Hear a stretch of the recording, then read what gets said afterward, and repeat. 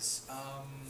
This is going to be my review of A Plus X Volume 2. Now, you're probably wondering why I'm using Issue 1. I was kind of like, I wanted to get this video out, like, immediatamente, so, you know, just so I could compose all my thoughts for this review, so I just kind of grabbed the cover of Issue 1. I was just like, fuck it, it'll do. I know, my brain works weird like that. So, this Volume 2, I've wanted to read A Plus X for a while. It just looks like a fun, cool, fun Marvel team-up stuff. I love it when superheroes come together for fun little stories. And this collects issues 6 through 12.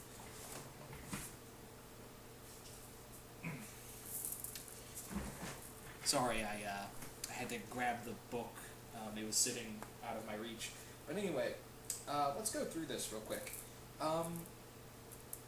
There are multiple artists and writers, obviously, with these team-up kind of books, but the first issue of A Plus X number...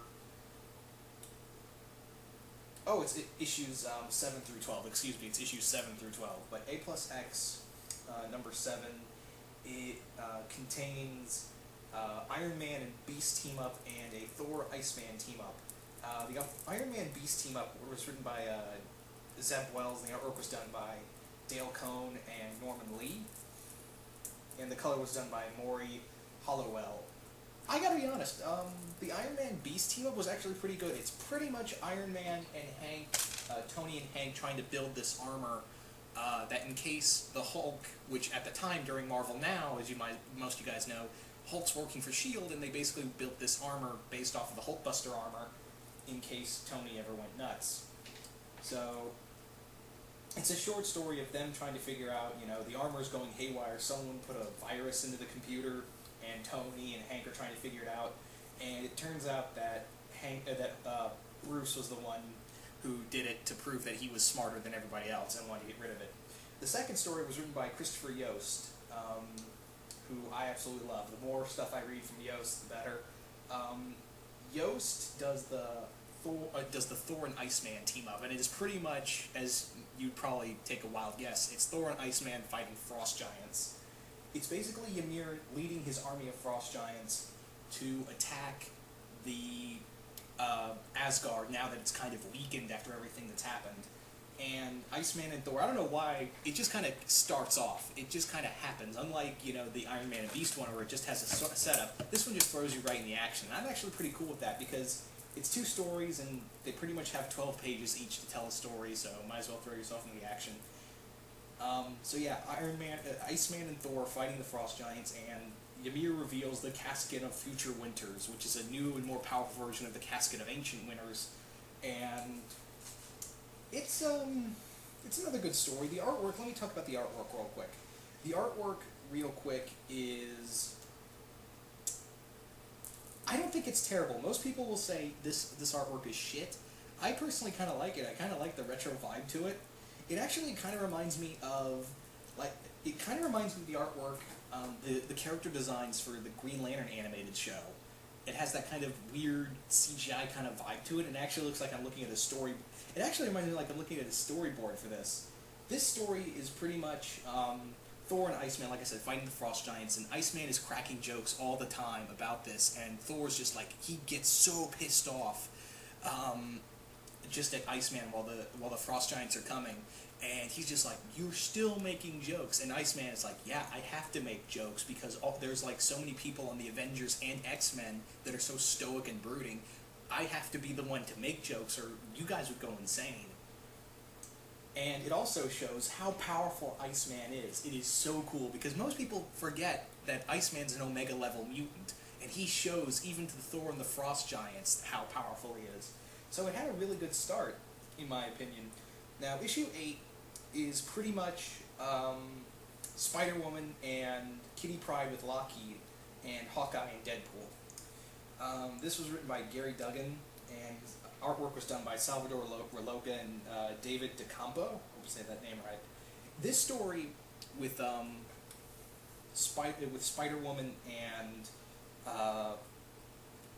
Kitty are pretty much her and Lockheed team up with the Shadowcat, Spider-Woman to pretty much find this alien object that is being auctioned off by between AIM and Hydra, and they end up fighting the Absorbing Man, which is a lot of fun. Again, just like the Iceman issue, this shows off more. This actually, Spider-Woman, unlike the Thor and Iceman one, which had a good amount of story for both of them, this feels more like a Kitty Pryde story. And don't get me wrong, I love Kitty Pryde, I love Spider-Woman, I kind of like Kitty Pryde more, and this shows off how powerful Kitty Pryde is as a character. I mean, she reaches in, she phases her fingers through Absorbing Man's head and makes him go to, like, move some blood vessels around in his head and knocks him out. Who's so badass. It's a pretty good story, the artwork's pretty good, but again, Spider-Woman doesn't do much but fight the AIM and Hydra agents. There's a funny scene at the end of that, and Lockheed's just there to make animal noises. But it mostly focuses on Kitty Pryde, so if you're a Kitty Pryde fan, you'll like that. The second story with Hawkeye and Deadpool is just Hawkeye and Deadpool trying to rescue the head of a Mexican restaurant that they both like. And it turns out that Hawkeye and Deadpool are apparently BFFs. And Deadpool's actually funny in this issue. There's actually this hilarious scene where there's actually two funny scenes with Deadpool where he actually uses a bow and arrow like Hawkeye. And he has these little. You guys remember the Hulk hands when the first Ang Lee Hulk movie came out, and they had these big Hulk hands you could punch with. I actually owned a pair of them when I was a kid. And what Deadpool did was he made his own custom trick arrows, and he started firing them at these super pirates. Yeah, super pirates. That's a thing. And he shoots at them, and it actually goes raw Hulk smash, and then he goes psych. There was explosives in the arrows. And this was a lot of fun because there's another scene where Deadpool makes a compliment to like a joking compliment to Clint, and he goes, "Nice job, Lego."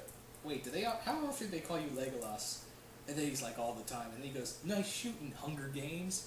Heard it. Brave, the girl from Brave. A lot of times. And then he finally goes, "The Fox version of Robin Hood." Sure, let's go with that. This is actually pretty funny. I love how Clint and Wade bounce off each other. It's a lot of fun. So this is really good. This is a really good issue. So let's talk about issue number 9. Issue number 9, in my opinion, sucked. It was terrible. Both stories were pretty bad. Wolverine and Captain America teaming up. I was like, oh yeah, Wolverine. It's always cool to see Steve and Logan team up.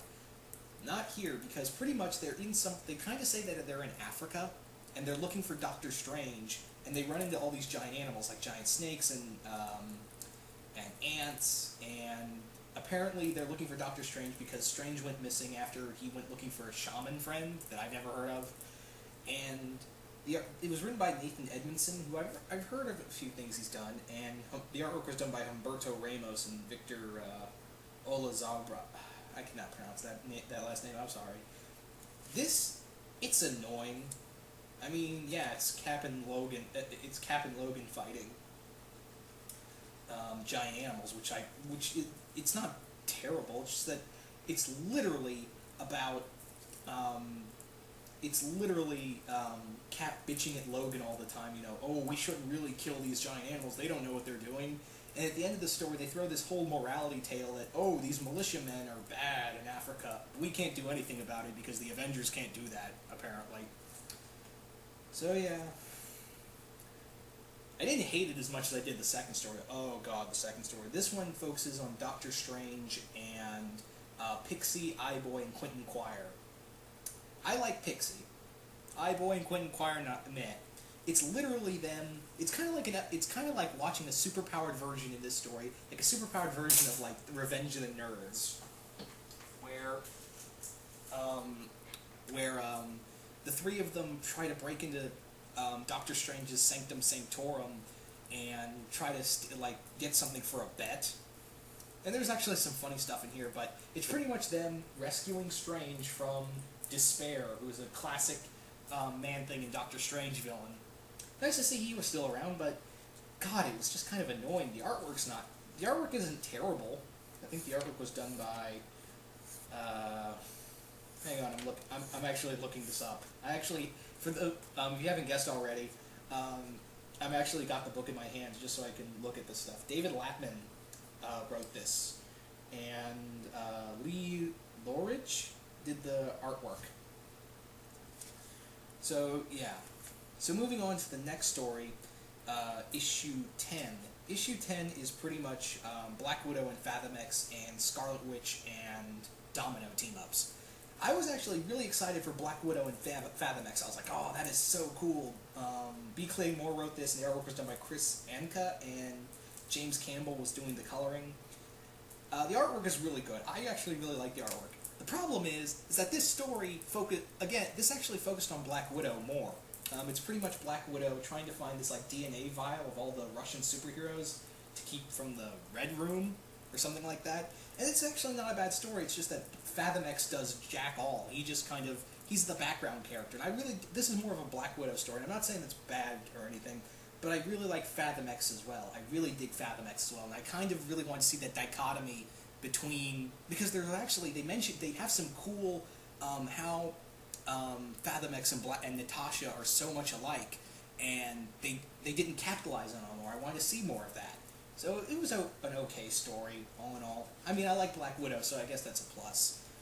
But there's a fight sequence. It annoyed me so bad that there's a scene where Natasha's surrounded by these three women who got superpowers from Ursa Major, this character called Cybercat and Darkstar, and she's like, and then it just shows 5 minutes later and they're all unconscious. That really pissed me off that it just kind of didn't do a cool action scene. But again, it's 12 issues long. 12 pages long, excuse me. The second story is, like I said, Domino and Scarlet Witch. The artwork I'm not too crazy about. I gotta be honest, the artwork is not what I'm too crazy about. This was written and drawn by Adam Warren. I don't know. I like the anime feel to it. It's just that they make Scarlet Witch, they make Wanda a little too young, and they make Domino a little too young as well. They just draw these characters young. I mean, the artwork is kind of bothering me. I don't know. I can't really give a definitive answer, but it's basically them Wanda and Domino trying to stop this like celestial bomb created by the Celestials from going off over Yellowstone. And it actually has a really cool ending of how I love how they do the whole balance of Wanda and Domino's powers. I love how they kind of compare and contrast those two powers in here. So it wasn't bad. This was just okay. It was a lot better than the last story. The last two issues. Both of them were just meh. So issue number 11, which has Thor and Magik and Superior Spider-Man and Cyclops.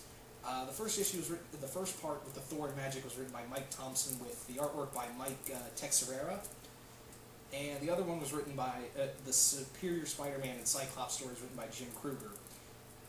Okay, gotta be honest. I liked one of these stories, and you're gonna be surprised as to which. The artwork in the Thor and Magik story, I really dug the artwork in Thor and Magik. The problem is that the story I didn't care too much about. It's basically Thor ending up in limbo, and then Magik coming to be like, "What the fuck are you doing in my home?" And it's literally Thor just talk. He actually says, "Yeah," and "What's up," and he actually quotes the Thor movie, and I literally was like, "Oh." The Thor speak was just, it made me cringe.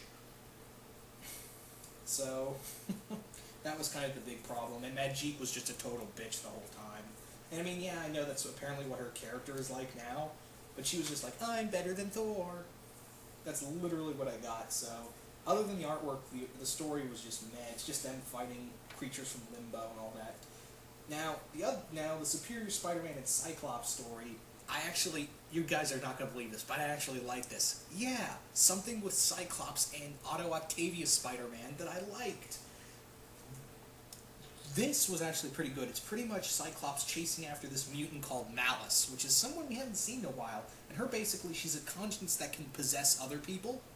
And it pretty much it does a lot of things I wanted to see. Not to say, Bendis is doing anything wrong with Cyclops, but I love how this really much explores Cyclops' thoughts on everything. Like he comes out and he literally comes out and says, nobody wants to bring up that I was taken over by an alien force like everyone else was. The artwork's actually pretty good too. I gotta give it that. And I love how he compares it with Spidey Hawk, who they have a pretty good fight between the two. And right away, Cyclops knows that Spider-Man's is acting pretty weird, but I can't deal with that right now because I have something bigger. I have a bigger problem to deal with. So it's not like with some things with Slott does where it's like, oh, Peter's acting weird. It's more like Cyclops knows something is wrong right off the bat, but he can't he can't focus on it right now to deal with it. So he has to focus on that. he has to keep focused on his goal and not focus on Spider-Man because that's what he's here for. So I actually, oh man, Shades and Dan are gonna disown me, but I actually really liked the Superior Spider-Man and Cyclops team up. And then finally is the team ups between Beast and Wonder Man and Captain America and Jubilee. Christos Gage wrote the Wonder Man Beast story. It's awesome. I love it because it's pretty much Beast and Wonder Man catching up. It is a hilarious issue. It is just them kicking back and actually talking about all the things because Beast brings up how Wonder Man attacked the Avengers with his own weird Avenger team, and then Wonder Man shoots back with you brought the old X-Men back. That's not something you would do. Because people seem to forget Beast and Simon and Hank are actually really close friends, and it's actually a really good. I love how they just hang out, and there's a hilarious scene where they meet the Absorbing Man and hang out with him they do karaoke with the Absorbing Man in a bar. It is so hilarious. The other story written by Justin Jordan with Captain America and Jubilee, that's really good too. It's basically Jubilee and Captain America fighting Nazi vampires. Awesome. And it's pretty much, at the end of it, it pretty much is like, Jubilee is like, was this just one big reason to, say, don't become like this? And he was like, no, I wanted the vampires to be more like you.